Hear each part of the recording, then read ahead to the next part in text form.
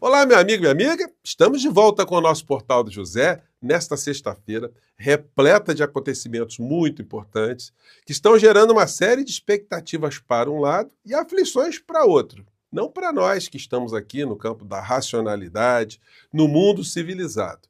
Porque nós, embora estejamos vendo o que parcela do Congresso Nacional está querendo fazer com o povo brasileiro, tentando assaltar o governo federal, o governo Lula, emparedá-lo, bom, essa situação é plenamente reversível, sobretudo com a entrada do presidente da República na disputa política, conscientizando a sociedade, chamando atenção para o que está acontecendo.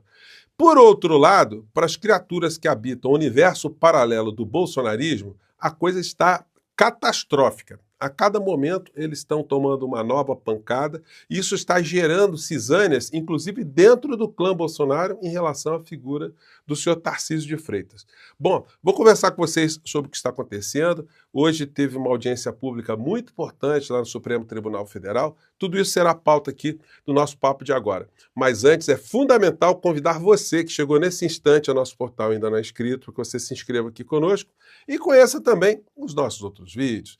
Se você gostar, sempre compartilhe, recomende, nunca se esqueça de dar o seu comentário, o seu joinha, e venha também para o nosso clube de membros e o nosso novo canal de cortes. Você que é muito bem-vindo e muito bem-vindo. Gente, mal eu acabei de conversar com vocês no nosso encontro mais cedo sobre a fila que está andando, que muita gente não se deu conta, né? Mas eu acompanho os prazos aí e logo que eu acabei de falar com vocês, matérias começaram a pipocar nas redes sociais. Trama golpista, ação contra Bolsonaro e mais 7 réus entra na fase final. Entenda os próximos passos. Parece que eu estava adivinhando que iriam pautar essa matéria, né? Moraes abre etapa final antes de julgamento de Bolsonaro e aliados sobre trama golpista. E aí a matéria aqui já falando em prazo. Julgamento de Bolsonaro no STF pode ocorrer entre agosto e setembro. Olha, eu acho que vai acontecer em agosto, por uma razão muito simples. O ministro Alexandre de Moraes ele abriu prazo para as alegações finais, que são realizadas normalmente pela Procuradoria-Geral da República, o órgão acusador, que tem 15 dias para fazer isso. E o Gonê já está fazendo isso. Então, como nós estamos em final de junho ainda faltam 3 dias para acabar o mês, o prazo já está correndo. E, terminado esse prazo, entra o prazo da defesa, de 15 dias. Portanto, se a gente considerar 30 dias, no dia 27 de julho será finalizada essa fase. E o ministro Alexandre de Moraes marcará a data de julgamento, que certamente será no mês de agosto. Então, nós vamos acompanhar o julgamento e pode sair uma sentença no mês de agosto, mandando a Orcrim de Bolsonaro para a cadeia. Vai ser um negócio espetacular. Se atrasar um pouquinho, pode bater em setembro. Mas a batata da criatura já está torradinha. E o que eles estão tentando fazer agora? Fazer mais um ato. Agora na Avenida Paulista, nós vamos acompanhar, né? Mas eu posso aqui cravar com vocês que será o pior ato de todos esses que o bolsonarismo tem feito nos últimos anos. Porque as pessoas vão se cansando, vão vendo, elas estão ficando mais desanimadas, não sai lei contra o ministro Alexandre de Moraes, não sai nada contra os golpistas que estão na cadeia. São só bravatas que essas figuras estão vendo. E ficam vendo lá o filho 03 do Bolsonaro gastando dinheiro lá fora, na Disney, em rodeio. Enfim, é uma empulhação que eles fazem com essas pessoas. Agora nós vamos ver muita senhorinha lá com Bíblia, com bandeira do Brasil, muita gente com ar meio de pertencente à seita, né, nessas manifestações, mas elas não terão condão de alterar absolutamente nada. E aí a gente resgata aqui, né, as bravatas dessa criatura.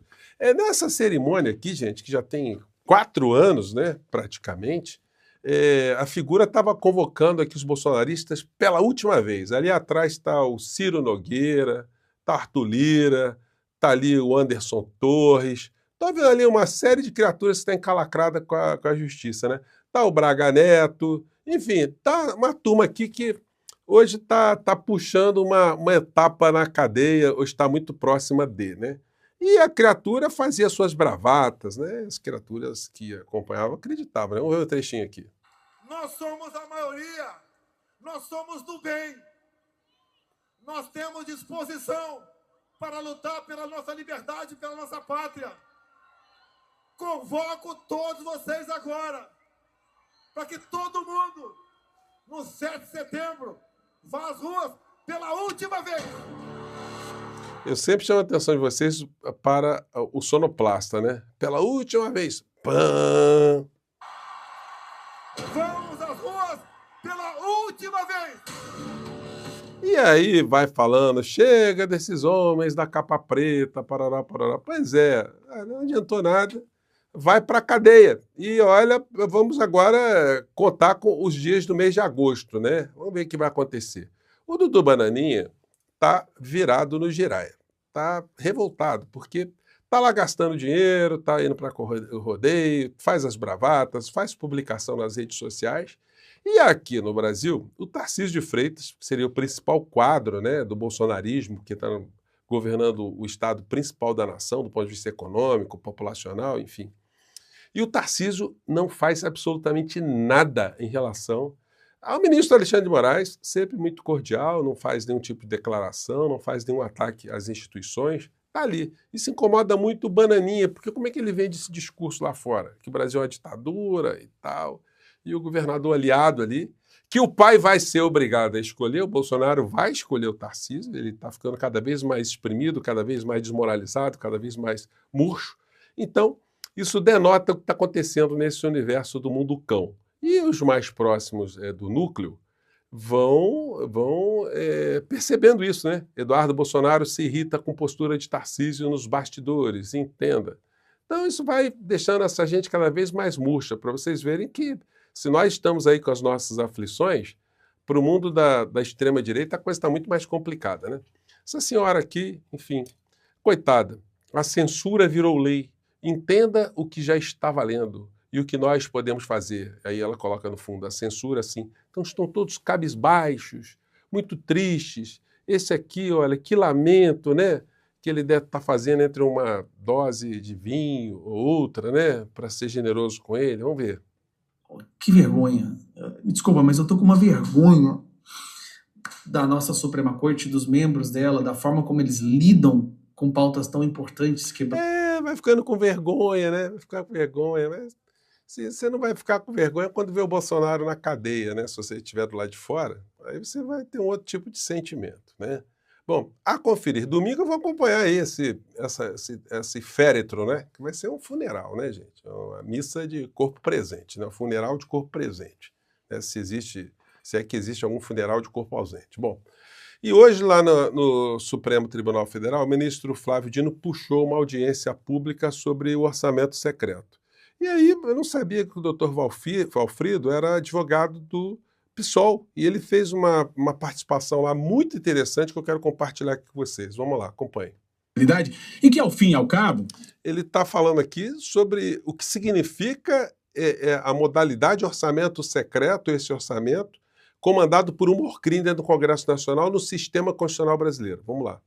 Não questionam apenas o orçamento impositivo, ou as emendas de PIX, ou a falta de transparência, mas trazem ao escrutínio da Suprema Corte a validade, a continuidade de um sistema de governo que vige no Brasil há 104 anos e que foi convalidado no plebiscito de 1993, que é o sistema presidencialista. Ou seja, ele fala que essa usurpação de uma atividade do Poder Executivo, ou seja, de administrar, de executar um orçamento, essa usurpação é inconstitucional. Então, ele segue por aí. O que nós discutimos aqui é se é constitucional ou inconstitucional afastar as atribuições do presidente da República como diretor-geral da Administração Pública Federal. O que nós discutimos aqui é se nós vamos abolir o presidencialismo e atribuir a apropriação, ou tornar legal a apropriação do orçamento pelo parlamento, sem as devidas responsabilidades que a Constituição atribui ao presidente. Tá muito interessante, foi muito interessante a fala dele, e isso aí, gente, vai ser objeto do ano de 2026, porque todos os bandidos que estão usurpando essa função, tentando usurpar, operando com orçamento secreto, mandando dinheiro para corrupção para todos os lados, essa gente vai dizer que não é a favor do orçamento secreto em 2026. E seria uma pauta que o governo federal, o governo Lula, tinha que estar na linha de frente, mostrando que é contra. que esses deputados estão fazendo isso que estão fazendo, são deputados que estão distorcendo o voto que foi dado para um presidente da República. Então, mais uma vez, vocês vejam só como é que faz falta, né? A gente ter uma liderança jogando esses temas, porque uma coisa são intelectuais, juristas, em fóruns específicos, nas bolhas, falando. Outra coisa é um presidente da República trazendo esse tema ao conjunto da sociedade, né? E aí, mais à frente, teve uma fala que eu achei muito interessante, que foi do governador Mauro Mendes, do Mato Grosso. Para minha surpresa, ele toca num ponto, gente, fundamental, que também a gente quer que seja colocado em debate aqui no nosso país. Vamos ver o que ele disse. Absoluta, indelegável. Sim, ele está falando, olha, que essa doença da usurpação de orçamento federal chegou aos estados. Os deputados estaduais em vários estados também estão querendo abocanhar orçamento. Isso vai chegar e já está chegando nas prefeituras também. Os vereadores vão começar a abocanhar orçamento. Ou seja, a corrupção no Brasil vai ser um negócio assim, espalhado de uma tal forma que, se não for contido a partir do Supremo Tribunal Federal, olha, a coisa vai ficar complicada aqui no Brasil, né? E ele toca numa questão muito interessante. Função que é legislar, atualizar as normas desse país para que ele funcione de maneira harmônica, de maneira eficiente, dentro de novas realidades que se transformam a cada momento, e ele fica o tempo todo com esse tema sendo colocado em pauta. Posso dizer, por exemplo, né, que o Congresso Nacional falou tanto sobre esses 50 bilhões, enquanto isso o Brasil pagou ano passado quase R$1 trilhão de juros. Pagou não, incorporou no principal, porque se temos déficit primário, não estamos conseguindo pagar esses juros. Um problema que cresce a cada dia, e isso parece que não incomoda os nossos legisladores. O déficit da Previdência, o ano passado, senhoras e senhores, foi de 416 bilhões de reais. Então, só de juros foram 20 vezes mais esses 50 bi, só de déficit da Previdência foram 8 vezes mais. E eu não me lembro de ver uma grande discussão no Congresso Nacional sobre esses dois relevantes temas. Está aí, é um ponto fundamental. E veja, não é um governador progressista, ele é filiado à União Brasil. Então, alguém do centro-direita levantando uma questão que deveria ser uma bandeira da esquerda, não deixar passar nem um segundo, né? Nem um momento. Nesse momento em que está se discutindo o orçamento, aliás, o Arthur, o Hugo Mota e o Alcolumbre disseram que iriam para lá e acabaram não indo, né? Mandaram ali advogados para falar sobre os assuntos, num dia que, mais uma vez, a Polícia Federal pegou ali alguns prefeitos com as gavetas repletas de dinheiro vindo desse orçamento secreto. Então fica difícil, né, bancar esse tipo de situação. E essa questão do IOF que nós estamos acompanhando, o pessoal também judicializou, já entrou no Congresso, já entrou no Supremo Tribunal Federal, mostrando que a atribuição do governo federal é mexer nas alíquotas de IOF. Só poderia ser embarreirado pelo Congresso Nacional se houvesse uma usurpação, se tivesse transbordado dos limites legais, mas o governo federal não fez isso. Então, o Supremo Tribunal Federal vai dar uma sapatada nessa história. Em relação a essa gente que está reclamando de censura, coisas que tais, né? Vou dar só uma pequena abordada nessa história. Aqui no jornal hoje, os jornais todos, né, estão falando disso aqui, né, das regras que estão sendo colocadas. Gente, quem está no campo civilizado não tem o que temer, porque as regras são basicamente as mesmas que já existiam. Dever de cuidado. Plataformas precisam impedir conteúdos antidemocráticos, terrorismo, instigação ao suicídio, automutilação, incitação à discriminação em razão da raça, cor, etnia, religião, procedência nacional, sexualidade, identidade de gênero, enfim, crimes praticados contra a mulher e por aí vai. O que essa gente está desesperada é que eles não podem mais atacar a democracia pelas redes sociais, porque os conteúdos serão retirados e eles serão responsabilizados criminalmente. O que não foi abolido? Crimes contra a honra. Ou seja, esse pessoal da extrema-direita, se eles quiserem atacar a honra das pessoas, eles vão poder continuar a fazer isso nas redes, mas sofrerão os processos e só depois dos processos é que poderá haver a remoção. Portanto, não tem problema nenhum para nós que estamos operando na legalidade e no mundo da racionalidade. Agora, para os criminosos, a coisa ficou muito complicada, né? Gente, eu fico por aqui, muitas notícias importantes, né? E a gente volta no próximo Portal do José. Terça-feira, uma entrevista ao vivo aqui, uma live ao vivo com o deputado Lindbergh Faria. Se você quiser fazer alguma pergunta, já vai colocando aí nos comentários, tá legal? Um grande abraço, até lá. Tchau!